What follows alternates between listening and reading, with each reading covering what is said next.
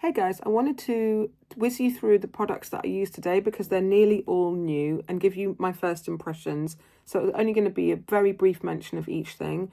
A, because I don't have very long, and B, I have got loads of new stuff since the holiday stuff. So since the end of December to now. And now in February, I'm trying not to buy beauty. I'm on a low buy rather than a no buy. And over the next few weeks, I will do lots of little videos like this. And over that time, you will hopefully get my first impressions on everything. But doing it all in one chunk, like a speed review video, just stresses me out. And I don't do well with that. So I'm just going to use different products for different looks and then talk you through. So I would have filmed me doing my makeup, but everything was new. And I don't have great mirrors for getting in close. And I end up doing this. And then I watch it back and I'm horrified. So I have ordered some more lights and another stand-up mirror that I can maybe get really close and apply and show you that. And so we'll get there. So I used today the Tom Ford Eyeshadow Quad Rose Exposed. There is since even a newer release of the Olive Smoke and the Peach Glamour, I think it is. Both of those are lovely, but I've just got this one and I'm happy with that for now. I have put Olive Smoke in my wish list for March, if it's still available, alongside the Victoria Beckham new eyeshadow wardrobe in the green. And I'm not sure. I'm only getting one and I don't know whether to stick with Tom Ford because I find Tom Ford eyeshadows literally the easiest to work with of all time, or whether to try the Victoria Beckham because I've never tried a powder formula from her. So I'm torn, so I'm not going to buy either. I'm just going to sit on it and think about it. But this one is very expensive, a limited release, kind of Valentine's release. It comes with some applicators, which will just pop out. It comes with a velvet sleeve. And you've got these kind of, I don't know, are these baked gelées? They're very smooth and creamy, even though they're powders. When you use them, they just go on like silk and blend together seamlessly. You don't get massive definition between the colours, but I don't want that. I just want just that pinky, bronzy glow, and it's just so easy. No shimmer particles falling down, but you do get shine, which is perfect for me. Love that. So that was really easy to apply. All the colours are really nice. And I'm going to insert now a clip that I just did of swatching this alongside a cheaper option. I am going to start mentioning that when I have something existing in my collection or something more affordable that might give you a similar look. And I get requests almost every week. Well, like definitely every week, if not every day. From people that message me and say, can you please do some high street or what you'd call in the States drugstore makeup? I don't really buy it anymore. But I do remember times when I loved Maybelline, I loved Bourjois. I'm not going to go out and buy in a haul a high street look in one go because I think that's contrived. What I'm going to do is try things over the next couple of months. And when I've got enough to do a full face of makeup, then I'll share my recommendations. So I've ordered some lipsticks from Milani and I've ordered a couple of other things, but I'm just going to let it grow organically so it's a true makeup bag of favourite affordable makeup. Anyway, back to this. If you like the Tom Ford and you like that kind of pink look and there's a bit of a darker shade to kind of line with, well, I will say there's no mattes in here, but it doesn't matter because they're so soft and they're not shimmery. I managed to use one of the medium-y, the bronzy shade in the crease, and you do get to build up the crease without it being too shiny. Anyway, if you don't want to shell out for this because it's just insane, this Natasha Denona little mini rose palette actually is surprisingly similar in the look you can achieve, but the formulas are different. And to me, what makes the Tom Ford special is that silkiness, and this doesn't have that. But when I swatch them, you'll see you can achieve a fairly similar look where you've got a pinky nude look, and then this one is a matte brown, in fact, to deepen up and line with. And that one is about £30, I think. And you don't get a mirror, but you do get this nice sleek packaging, very good for travel. Okay, so along here you've got the Tom Ford Quad, and up here you've got the little Natasha Denona palette with a bonus shade. There's like a matte inner corner, soft pinky, whitey shade there. And then here, I've just got out two kind of rosy Laura Mercier Caviar sticks in Modern Rose, which is here. Sorry, I'm coming into shadow now. And then this one that's a little bit more tan and neutral is a mini one called Striker Rose, but this one I think is permanent. So there are other ways to get this kind of, what I like about it is it's a pink with a nude tone, so it's not, there's no cool toned kind of candiness to it. It's got a ballerina like this, a pink with a slight lean to warm or peachy that on my skin tone anyway is more flattering.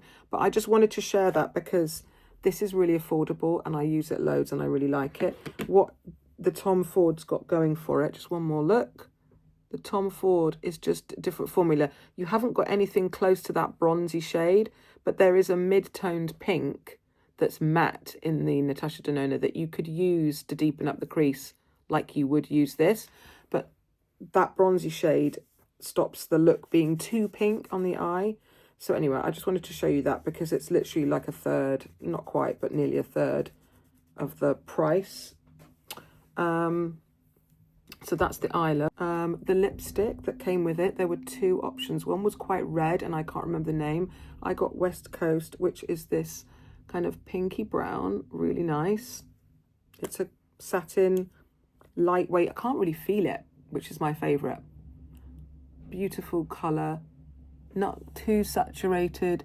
I've just done one sort of swipe and you get that pinky brown. If I built it up, it would start to look a bit 90s and a bit heavy, but it's just lovely. I highly recommend this colour. It's very different.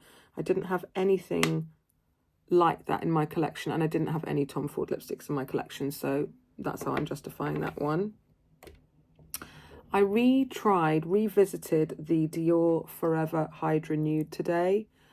This foundation, the first time I applied it was an absolute disaster, but my skin was misbehaving and I did feel like I didn't upload my review of it because I felt it was pretty negative and it wasn't really fair on the foundation because I don't think it was the foundation's fault. Today I did a lot of prep and that included, I didn't mention, I tried for the second time the Vieve Super Skin Nova. This is like a hydrating priming base. It's really beautiful. I don't like the original Nova. It's got that real pearlized finish like Hollywood Flawless Filter or something. And for me, under foundation, that always feels, that kind of product feels too much. And I feel my face feels occluded or blocked. I don't get that with this. Don't be alarmed by the goldy shade. It goes on just with a glow. And that goldy kind of tan goes away when you massage it in. I massaged it in so that it really melted into the skin. And then I waited a good 10 minutes. Look at the glow. But it's very subtle. It's my level of glow. I love this. And if you need an extra layer of hydration, if you're dry or dehydrated, this is great. Yeah, I did my eyes and waited. And my skin then was hydrated and prepped. But it kind of sunk in enough. And that gave the foundation the perfect environment, as it were, to go on to. I did this side with a damp beauty blender. And I did this side with this 115 from BK Beauty. I really love this size. I've always loved the 101, but it's really big and therefore you can't get a very precise application around the nose and you might have to go in with your fingers or a smaller brush. But this one is in between this one and the 10, is it 9? I think it's not here. I think it's been cleaned. Where's the dirty brushes? Oh yeah. This is the 109 that I love for cream blush. This is the original 101 for base. And the 115 is perfectly in the middle. So yeah, I really, really love these brushes. So I used this on this side and like pressed it in. No, almost like I used a sweeping motion to get it on my cheeks, but everywhere else I was pretty careful and just pressed it in. Because I sometimes think the dragging makeup across my skin is what makes it not sit right. I don't know. But anyway, I'll come in really close. And it's actually, That's like half an hour ago now, and it's not caking, and it's not sitting unattractively in my pores.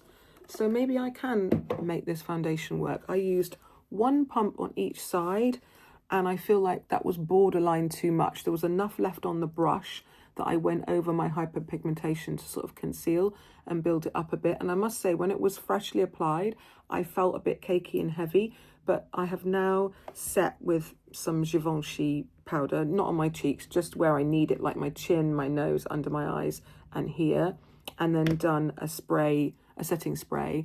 And this always happens with me. I have to have a bit of faith, because half an hour later, it all looks a lot better when I get a bit of perspiration or sweat or whatever coming out of my skin to meet the products. I've just realised that I didn't do my brows.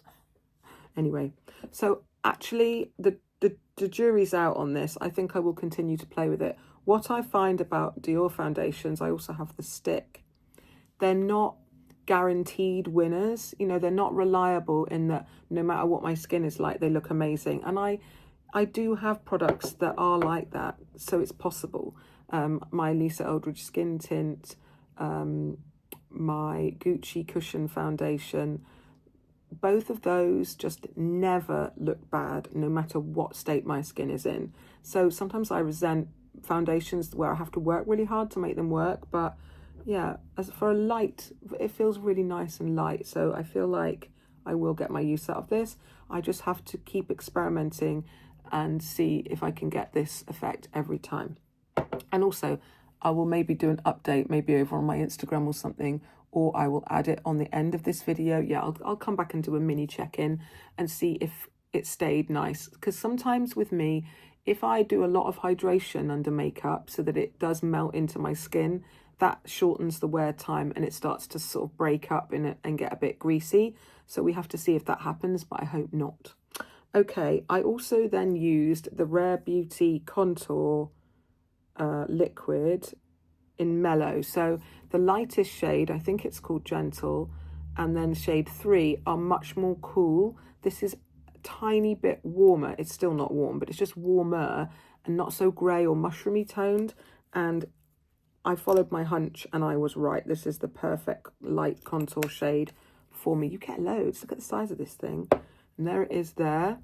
So it's kind of, when you blend it out, it is a really lovely soft, ooh, I've got it everywhere now. Really lovely soft shade that is a contour shade, not a bronzer shade, but I just suit that more than a true cool contour shade. And you see how liquid it is. It goes on with a nice sheen and then it dries. You get loads of time to blend. It's not the same formula as the liquid blush that looks a bit like this, which I don't really get on with that well. I just have things I prefer. So I was worried that as a contour, if it was a bit stiff like that and didn't blend really easily, it would be hard to get a good effect. But I just did 2 dots there, 2 dots there, 1 dot there and there. You could argue that I could take a bit more contour, but I always feel I'd rather under contour and then use a bit of bronzer. If you overdo it, you just look really weird and the shadows are too bold. So I highly recommend that. I also tried a new mascara today. This is the Lancome Lash Idole Flutter Extension, and what brought me, and I don't need a new mascara because I've actually been trying a few recently, and I will do a roundup on when I've played with them all a bit more. And also I feel like mascara is very different week 1 than it is, say, week 4. So when I've got to about week 3 or 4 with the House Labs, also been trying the Exaggerize from Charlotte Tilbury. I only bought the small one because I've never gotten on with her mascaras, but I absolutely love this so far. So I will be getting the bigger size and this will go in my travel bag. But I wanted to try this because of the claims about length extension. I don't have particularly long lashes. They look great. You don't get a boatload of volume, you get more fluttery length. What I will say is my lashes grow very straight, and so I absolutely have to curl my lashes every time I do my makeup. I curled them, I applied this, and they fell almost straight away. I don't know if anyone else has had that. It's a very light formula, but maybe because they make the lashes so long, they're more likely to droop. So I had to go back in and curl my lashes once the mascara was dry, which is not something I really like to do, because you can get like a harsh bend in the lash, or not, they can clump when you crimp the curlers together. But it did go okay, and we'll see if now that they've been recurled they hold, and I'll have to do that every time I use this. But it's really nice in that the brush is so small that what I found was that you can get that brush right in the root and really wiggle, so that, because I often have a gap between my mascara and the base of my lashes, which is fine if you're going to work in a bit of, if you're going to tight line underneath, you can bridge that gap. But if you're not, it can make your makeup look a bit funny with that light halo there. So far so good, but it is the first time I've played with it, so we'll see if it smudges. Some people have said that, but then some people have said that a week in it stops doing that, because when you first ever open a mascara, you do sadly introduce bacteria, but more importantly you introduce air into the component, and that starts to make the product dry out ever so slightly, and weirdly that can be a good thing or a bad thing. So I feel like this, if it dried a tiny bit, it wouldn't be a bad thing. Whereas the House Labs is very dry already. Is anyone else finding that? It's very dry and a bit crusty, dare I say it. And it's making me feel that in a month's time it might be, I just got it everywhere on the side of the component. It might be too dry. So this is the dance with makeup, isn't it? Hitting the sweet spot with things is not always easy. What else did we use today? I used my Kosas new corrector. I got the shade Illusion, which is ever so slightly peachy, but not too much. And what's great about that is you can use it alone. I've got it on my inner area here and here, and I didn't go over it with a concealer, because at my age, product-wise, less is more. And then I used a concealer here. You can really see my eye bags. And I'm afraid that if I tried to cover them with more and more product, they would actually look worse. So I am just accepting them. I think that they are, well, it's been explained to me by my cosmetic doctor that it's actually that we all have a fat pad here, but there's enough elasticity when you're young to hold that up. And so what's happening is that elasticity is going, and so nothing's holding that in. So I'm doing treatments that are tightening the eye area, but it takes time. And some days it's fine. And today, the lighting or whatever, I'm not particularly tired. I've slept okay the last 2 nights, but it's just looking terrible. But I could apply more product to try and lighten that and throw the light forward. But I tried that yesterday and it just was more product, so it just looked worse. I have to go around like this. Anyway, but this is great for colour correcting, but obviously there's very little that hides if you have a bit of a pouch, like a kind of bulge there, which is a bit depressing anyway. Setting spray wise, I'm still continuing to use up my mini sizes. I couldn't get the larger size, the standard size of my one size On Till Dawn setting spray, so I bought 3 of the minis because I love this so much. This one has probably only got like 1 or 2 more applications in. If your makeup looks quite dewy and you think that, and this is quite a, it's hydrating foundation, then I kind of go with this. Like when I use the Hourglass or the new glowy one from Guerlain, I balance, it's all about balance and opposites. I will use this because it's very kind of mattifying and really locks stuff in, but you're not powdering over the glow and covering it up, because I don't want to do that. If I use something glowy, I want it to look glowy, but this is just the most invisible shield for that. If I am doing something more matte and I want to increase the glow and soften that just applied slightly powdery look you can get with your makeup sometimes, I would stick with the By Mario Surreal Skin.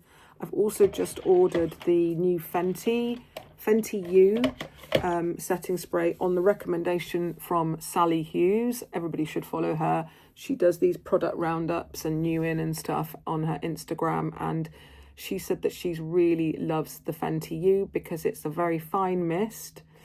It softens the look of makeup like the Charlotte Tilbury one does, but it locks your makeup in, which I don't find the Charlotte Tilbury does.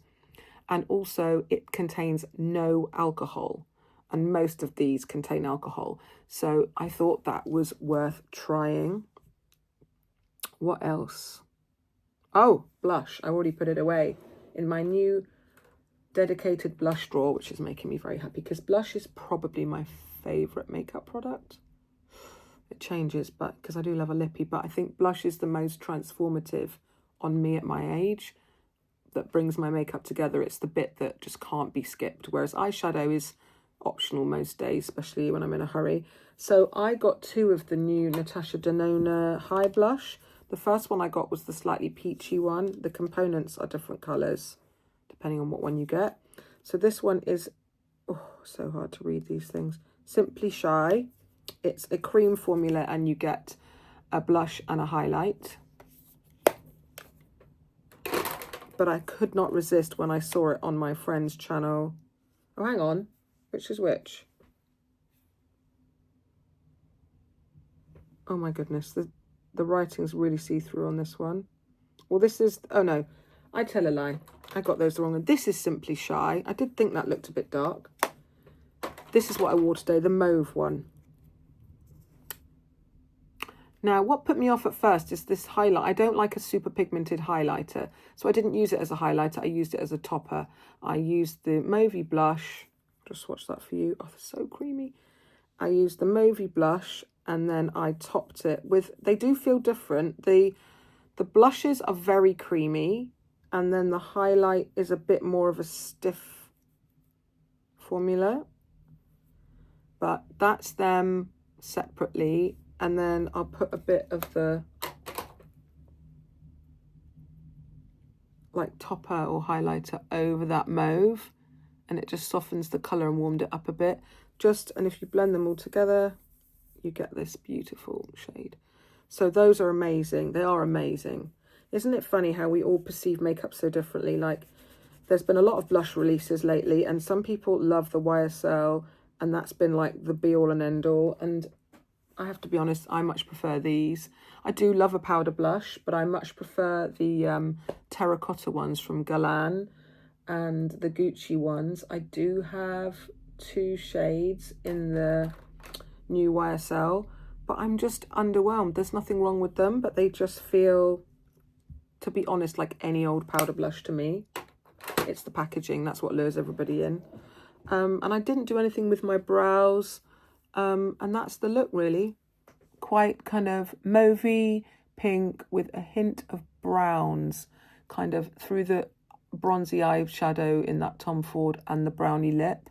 And I think it comes together nicely. One thing I've noticed is when I do a cooler toned or pinky look like this, I much prefer me with silver jewellery. These are my little hoops with a pearl from Miss Oma. And maybe a bit of rose gold. I might wear my Cartier Jouan Clou today. I think that would really look cute with this outfit. Off to get my roots done and do a bit of cleaning. I now no longer have a cleaner because she's given up work, and that's fine, but I need to find a way to really organise my time because I ran out of time this week and I don't really want to be doing cleaning on the weekend. It's very disruptive for everyone in the house, having to listen to the Hoover and stuff, and I want to spend time with my family, but there you go. And then we've got friends coming around for make your own pizza night. So that's my Saturday. I hope you all have a lovely weekend. If I haven't gone into enough detail or you have any questions about anything I mentioned, please leave a question or a comment and I will get back to you. And it would really help me and would be really encouraging if you would subscribe to this channel. I would say 2/3 of the people who watch are not subscribed and they find me just through searches or whatever. So it would really help me if you subscribed and gave me feedback on what you think I need to improve or what content you want to see, because this is my hobby and I love it. I'm not trying to turn it into anything else, but I do want a bit of direction, and it's not worth me spending the time and effort on making videos unless they're what are helpful to you or what you want to see. I have a new fragrance and I'm not going to review it because I've only tried it twice, I've got a fragrance video coming up, and I've decided to reshoot it to include this one. This is Pesh Mirage, a new fragrance from Guerlain, and it's really different for me and really, really unique. And I am just in love with it. Oh, and I need to formulate my thoughts. But I got my initials engraved, and there's a bee there. You could choose and customize the bottle. So I got the cord in the corally color because it's a peachy fragrance. So I'm really obsessed with peach makeup at the moment in preparation for summer, and I'm obsessed with that peach fragrance. It's peach, it's leather, it's osmanthus. It really goes through a cycle where the initial spray, the first few minutes, and then the middle notes, and then the complete dry down. It goes through quite a journey, which I am not normally very good at noticing the phases with a fragrance, but with this one, I literally feel I'm taken on a journey. And what's also nice is that the peach is peach flesh or fresh peach to me. It's not peach pit. There are a lot of peachy fragrances, and it's that amaretto or ground peach pit smell, which is nuttier and almondy and different. This is juicy peach flesh. It makes me feel like I'm walking around outside in the sun barefoot, and my skin's glowing because it's so warm, and I'm wearing white and it's summer. It's a ripe kind of, it's gorgeous. I will review it properly when I've got to know it more and done some more reading on the notes and how it was made. But I think it's quite unusual for a fragrance, a perfumier, to capture that fresh peach fruit smell so beautifully, and the leather just grounds it and makes it grown up. It was extremely expensive, so I had 2 samples, and I thought about it for a month and used the samples twice a week to be sure.